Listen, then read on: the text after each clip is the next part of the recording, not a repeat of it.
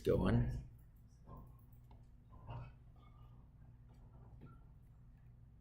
All right. I think we are live. Cool. All right. So we're continuing in the book of Job tonight. We're in Job chapter 23. We're going to be going through chapter 23 and 24. This is Job's last response to Eliphaz. After this, he's mainly directing things toward God, but Bildad will speak up a little bit, like I said before, that his response is basically one paragraph, and it's like, yeah, what Eliphaz said, right? And then so Job will continue on, and then there's a pretty interesting part later where Job pauses, almost as if Zophar were supposed to speak, and then Zophar doesn't say anything, so Job continues. It has a pause there, and I'll point it out when we get to that, but that's not now. I'm a little bit ahead of myself. But after that, there's no more discussion, right? After that, this fourth friend, who I guess was there the whole time, but decided not to speak up until the very end, he decides to speak up, and then it's God. Okay, and so that's I think the most important parts of the book of Job are the response that God has, where he's kind of explaining everything. So I know that sounds kind of generic. Oh, the most important part is when God's speaking. Well, yeah, obviously. So anyway, all right. So Job 23, and remember, Eliphaz was just before this. He was calling Job wicked, basically, to his face. He wasn't beating around the bush anymore. He wasn't, using these veiled responses, but he directly jabs at Job. And so this is Job's response to that. And I think it's interesting. Job primarily talks to God. Even in his responses to his friends, he's talking to God. And so, and that's what Job is doing here. Job is answering Eliphaz, but he's really directing this toward God. And so, Job 23 verses 1 through 7, this is how he starts taking his case to God, or he longs to take his case to God here. We see this, that he has a bitter complaint, right? And he feels like he's unable to connect with God. He feels like God's not listening to him, essentially. And so it says here, then Job answered and said, so this is how we know that he is responding to Eliphaz, but even so, he's directing this to God. It says, even today, my complaint is bitter. My hand is listless because of my groaning. Oh, that I knew where I might find him, him being God. So he's like, I just wish that I could find God so that he could just hear out my case, right? This is all really Job is asking for, is to be able to make his case before God, right? Then it says here, that I might come to his seat. I would present my case before him and fill my mouth with arguments. I would know the words which he would answer me, and understand what he would say to me. So it's kind of interesting. Job is not even necessarily asking for the things that happen to him to not happen. He just wants to understand why it's happening and to be able to make his case before God. And I think that's interesting. And sometimes, we need to understand, like, what's beautiful about being in New Testament times is we can bring our case directly to God. Amen. When we pray, it goes directly before the throne of God, which is an awesome thing. But that's all because of Jesus. At their time, they were waiting for the Messiah to come. So Job longed for the day where there would be a mediator. So it says here, he wants to understand. And then verse 6, would he contend with me in his great power? No, but he would take note of me. And so Job is saying, would there be kind of like a competition between him and God? And so Job, making his case before God, his friends were accusing him of being, self-righteous and stuff. Like he was gonna change God's mind on what God was doing. Job just wants to be able to speak his mind. He knows that there's no competition between him and God. There's no fight, because why? God is all powerful. And it would be done. Job just wants to be able to speak to him, right? So that's why he says, would he contend with me in his great power? No. But he would take note of me. So at least God would hear me out, okay? That says, there the upright could reason with him, and I would be delivered forever from my judge. And so he's not necessarily talking about being delivered from the things that are going on, but he's saying being delivered from his judge, being God, hurting him in his view, right? And so, because Job believes that he is upright, that he is a godly man, which, again, going back to Job chapter 1, God even acknowledges that Job was righteous. And so, Job saying, well, yeah, you can go before God if you are an upright person. And so the reason why we can go before the Lord is because we put on Christ's righteousness, right? And so we can reason with him. All right. Moving on here. In verses 8 to 9, Job confesses his lack of understanding. So in the previous verses, right, was one of the things that he was asking for. He wanted to understand why God was doing what he was doing, right? Now he's saying, I don't get any of this, right? And so it's kind of interesting. This is not a man who is prideful. He believes he's righteous, but he's not prideful in this. And so, confessing that you don't get it, right, is not a prideful thing. And the reason why that's important is because what were his friends accusing him of? Wickedness and pride and self-righteousness and all kinds of things, right? This is very not true of Job. And so, verses 8 through 9 says, look, I go forward, but he is not there, and backward, but I cannot perceive him. And this is an important thing. Job believes that God is not with him, is not there. Why? Because he cannot perceive him. How many times, I've been in places like this before where it's like you feel alone because you can't perceive God, right? We have to know and have faith that God is there. God is, with us. Jesus has compassion on us, even when we can't see him, right? Even when we don't feel like there's God's presence there, God is always there. Feelings, the Bible says the heart is deceitful, right? So feelings come and go. But Job is convinced by his lack of perception here that God is not with him. Then it says here, when he works on the left hand, I cannot behold him. When he turns to the right hand, I cannot see him. And so he can't even see God's working right now. He's so in his suffering that he can't see God around him. And I'm sure many of us have been in a place like this before where it's very hard to see God's working in a situation. And so, but we do need to understand that God is there. All right. And so, despite this, Job still has confidence, right? And so, remember, Job is on this emotional roller coaster.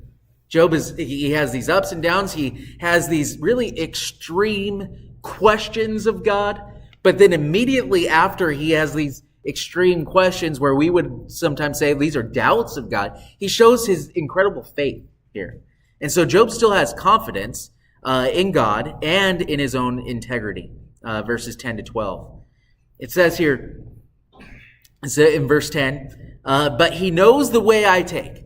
And so I can't see God, but God knows what I'm doing, right? So he still has faith there. He says, when he has tested me, I shall come forth as gold. This is such an important thing to remember when we talk about trials, right? And I'll go back on this in a second. It says, my foot has held fast to his steps, meaning he's still following God throughout all of this. He has not faltered. It says, I have kept his way and not turned aside. I have not departed from the commandment of his lips. I have treasured the words of his mouth more than my necessary food.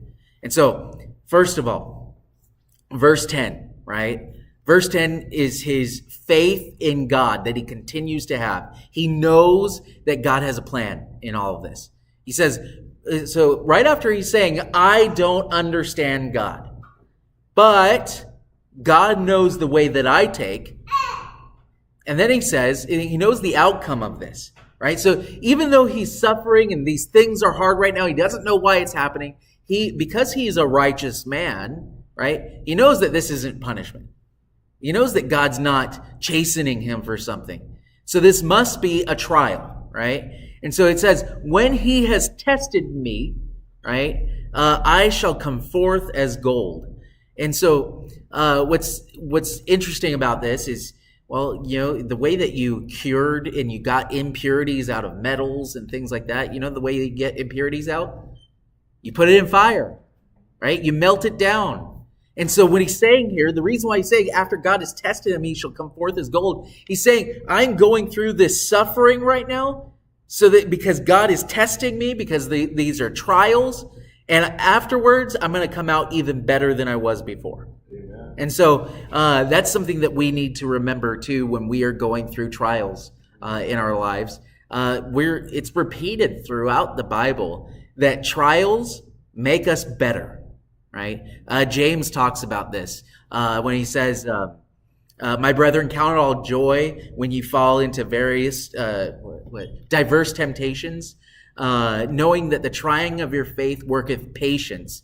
But let patience have her perfect work, that the man of God may be complete, lacking nothing. And I might have messed that up a little bit there at the end, but something like that. No, is it the thoroughly?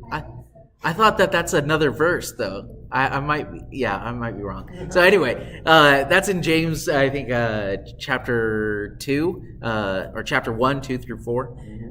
But anyway, there's very important things to remember. God puts us through things sometimes to make us better. And sometimes God puts us through things so that we can maybe be an impact on other people. I was, Sister Jerry's not here tonight, but when we went to the hospital to visit her son, and she was telling me all about how, and her son told me too, she said he likes to brag. Anyway, she was telling me about how every time he goes to the hospital, he's sharing the Lord with all of the nurses.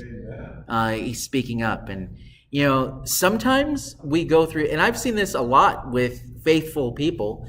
They use times where they're going through hard things to share God with other people.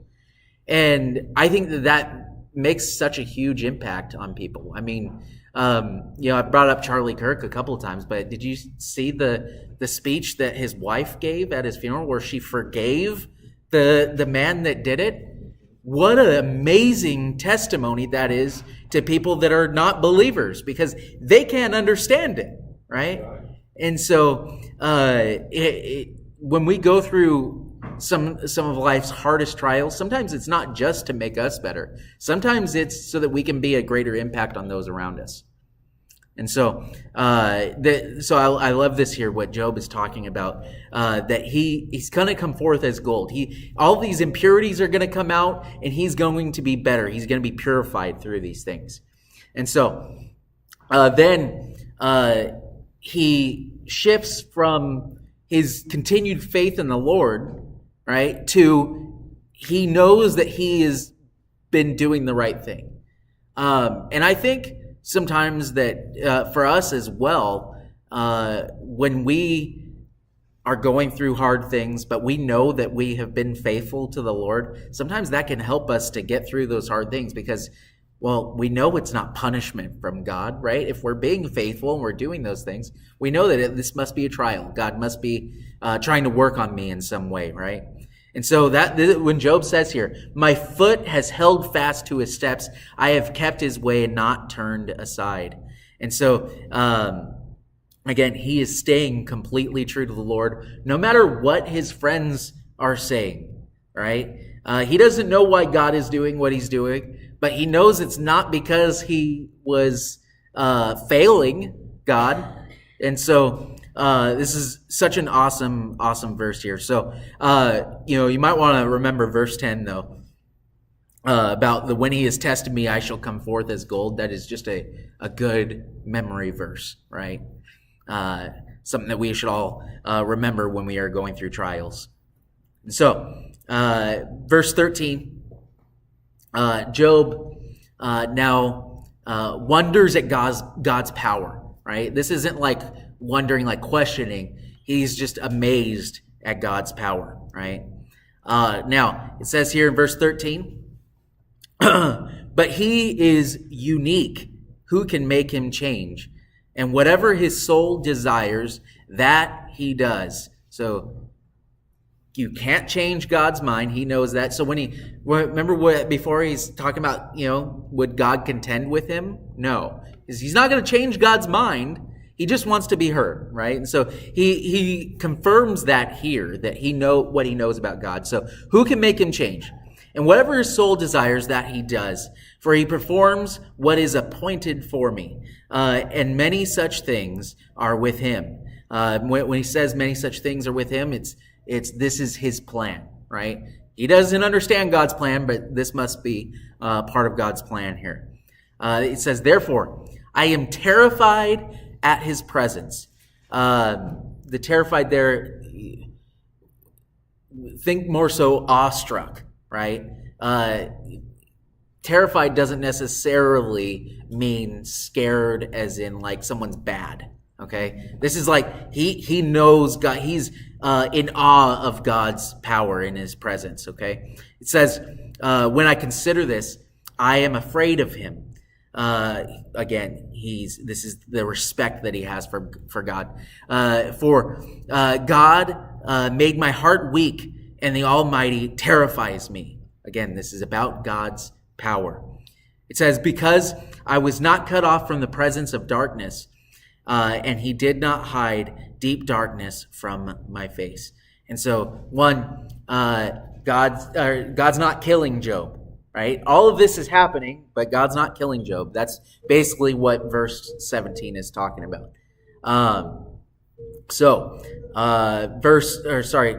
Actually, you know what? We're going to stop there tonight because I'll get into the next chapter. Yeah, the next chapter is pretty long, so I think we did enough. All right, but just remember verse 10 there about coming forth as gold. That was the verse that really stuck out to me the most in all of this, that even though he's like, God, why are you doing this? I don't know. He's still saying to God, I know that there is a plan. I may not know what it is, but I know there is a plan, and I'm going to come out the other side, because if he wasn't going to come out the other side of it, God would have killed him off, right? And so this is an awesome display of faith on Job's part. All right, let me go ahead and stop that.